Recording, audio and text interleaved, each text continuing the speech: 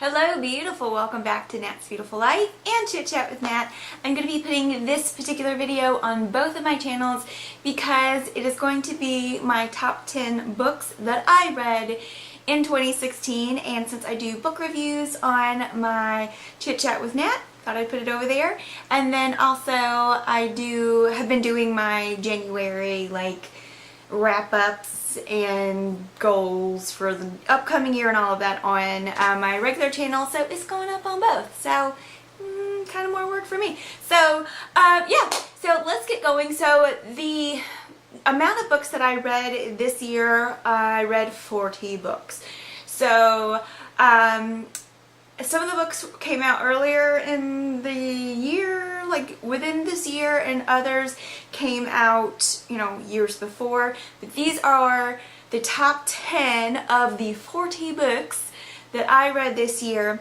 And to get on this list, if they were nonfiction, it had to be something that made me change something in my life. And if it's nonfiction, it had to be something that grabbed me or made me think differently or something like that.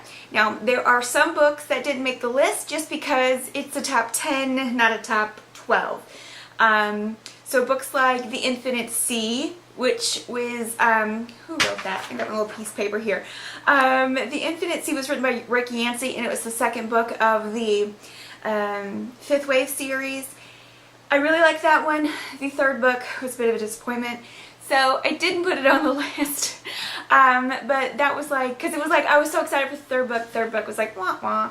Not that the book was bad, it was just, it just ended very unsatisfactory. So for reasons like that, some of the books didn't make the list that I really did enjoy. So anyway, I'm going to stop talking about that, but I will have this list here. I don't know if you can see this. This is an actual list of the books that I read this year. Sorry, my phone, I just cut that sound right off. Alright, so this is an actual list of the books that I read this year.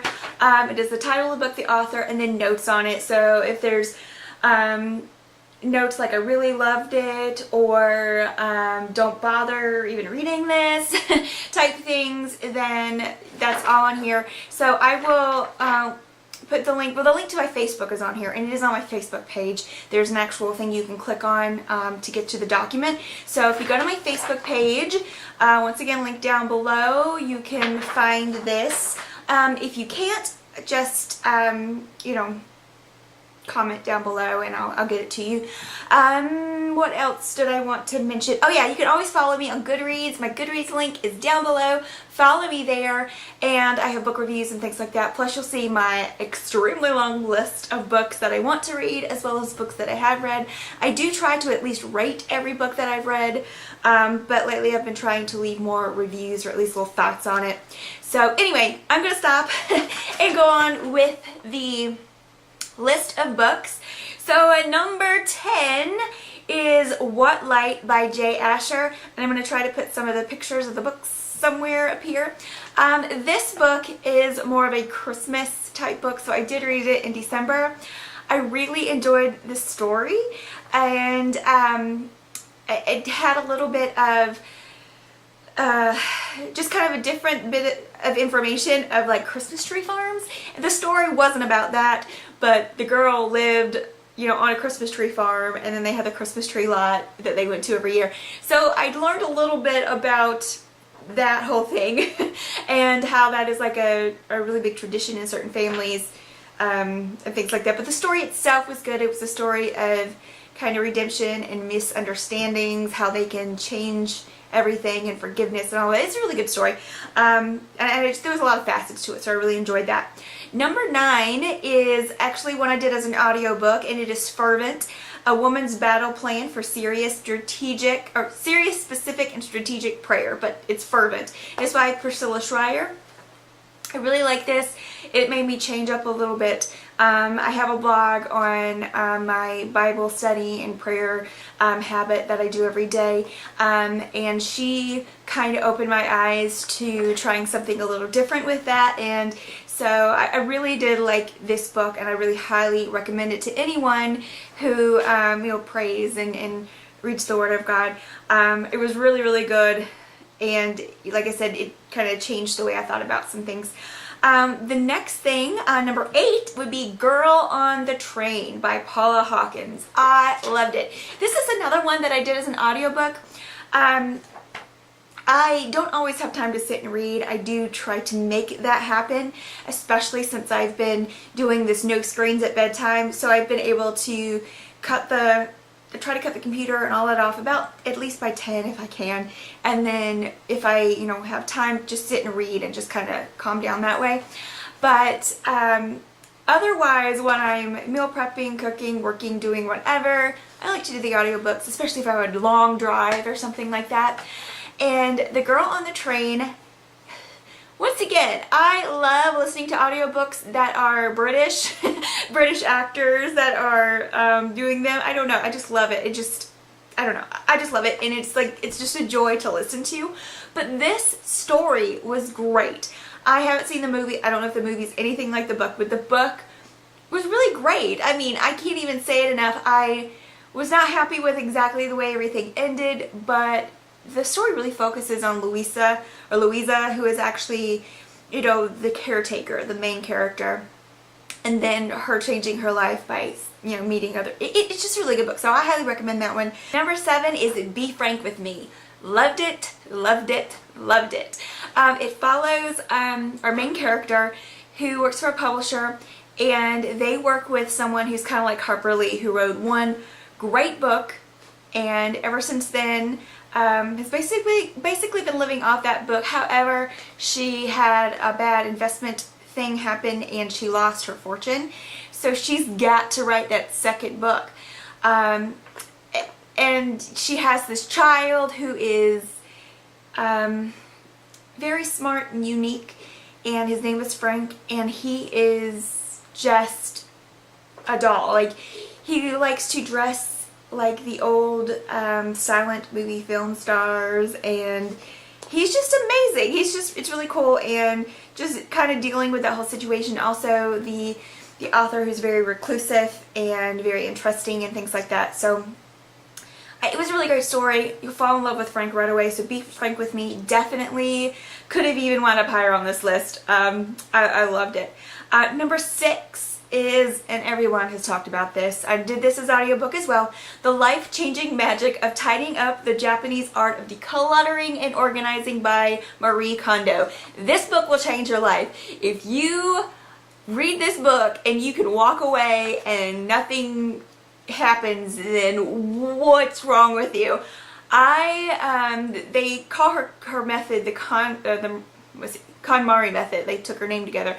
I KonMari'd my entire house once I finally did this. I mean, our towels, our kitchen, our clothes, everything, and it has made life so easy. I mean, everything this woman says is like awesome when it comes to, decluttering your house. I believe she is a Buddhist, and she does talk about certain things in there that don't really pertain to me, but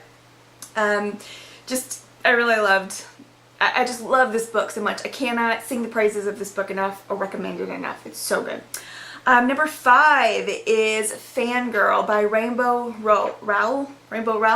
I had read a Rainbow Rowell earlier in the year, and it was just like meh, and that's on the list as well. But this book was awesome. It was like one of those books you want to know what happens, but you don't want it to end.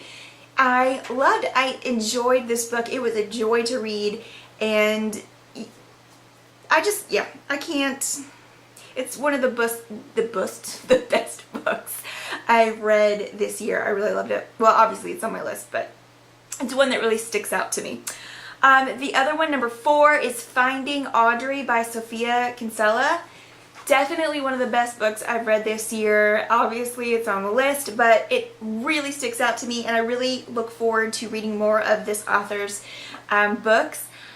I loved it, and I have a book review on Chit Chat with Nat of this particular book.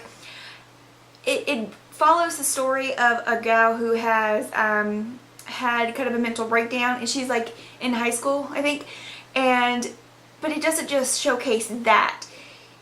She, is a human being who lives with a family, and there's family things going on, and she has, you know, brothers and parents, and they have lives, and it's just all of that, and having to, you know, come back from that breakdown while life is still going on. And it is excellent, excellent book. Number 3 is Crazy Love, Overwhelmed by a Relentless God. That is Frances Chan. This book really makes you think. It makes you just dig deeper into yourself and your spiritual life. And I did this book with a small group from my church, and it was just very eye-opening, and I really, really recommend it. Frances Chan is a very, you know, deep thinker anyway, and he has a really good way of putting heaven in the real world, and this book really does that. I love it. Number 2. What did I do as number 2? I put a series as number 2 because I did the first 2 books of the series plus the 2 novellas. You probably already know what that is. It's The Red Queen and Glass Sword by Vicotria, Aveyard, and the novellas are Queen Song and Red Sword. This is my new favorite book series. Nothing has grabbed my attention like this since maybe the Hunger Games or some of those books. That, you know, and you know, Hunger Games was one of those series that never let me down. Like, it was all good. This book series, I believe, is going to be the same way, and it's not exactly the same. And it's got a little bit of that fantasy aspect to it, as well as the dystopian fiction, which I love dystopian fiction, but I'm not a real big fan of the fantasy stuff. But this just does it in a way that I just love. It's so awesome, and I highly recommend it. And I recommend that you read them in this order. Read the Red Queen, which is the first novel, then read the novella Queen Song, and then Glass Sword, which is the second novel, and then read Red Sword, which is the second novella. If you read them in that order, everything tends to make sense, and you get kind of, if you read them out of that order, you might get some spoilers, but totally recommend this. So my number 1 book of the year for this year was kind of a surprise to me, but I just fell in love with the whole thing. And that is A Monster Calls, and that is by Patrick Ness, I believe. Yes. And what I really love about this book is there's so much kind of truth in it. The original lady who came up with the idea, I believe, was dying herself, and so she had her notes and all these ideas for the book, and she, you know, had Patrick Ness write it. She knew that she wouldn't be able to, so she, you know, wanted him to. And so he knew he could never write just like her. So he decided what he would do is write a book based on the things that she gave him that she would like to read, you know, that she would enjoy. And here came A Monster Calls. And I tell you guys, I got this book and I read it in one sitting. I literally was like reading at night, because once again, no screens at night, been reading the books, and it would just get to a place I'm like, okay, well, maybe I'll just read to here, or, you know, just one more chapter. I was like, I'll just read to here, and then I'll stop and pick up tomorrow. And I was like, I don't want to stop here. I don't want to put a break in the action. I just wanted to finish the book. And it's not a very long book. It's a pretty short book, so it's not like something that the average person couldn't sit there and read in one sitting. I love this book so much. I did see the movie recently. I was afraid to go see the movie because I was afraid that it would, you know, kind of be disappointing. But I saw a movie review from Jeremy Johns, and if you know him, I'll link his channel down below just in case. He does movie reviews. I almost always agree with everything he says, so since he said it was good, I was like, well, I'll take a chance. And so I went and saw it, and the screenplay, I believe, was written by Patrick Ness, so it kind of stuck with it. I do recommend you still read the book because, you know, you get deeper in relationships and stuff with the book, but I believe the movie did a great job, so I was very, very excited for that. So those are my top 10 books of the year. Let me know if you agree. Let me know what books you put on your top 10 list this month. Don't forget to subscribe to this channel, click a like, and go to the other channel, whichever channel you're watching it on. Go to the other one, subscribe and like there as well. Really helps me out. And I think that's it. Thank you guys so much for watching, and I'll see you right here again next time on Chit Chat with Nat and Nat's Beautiful Life. Have a great day, gorgeous.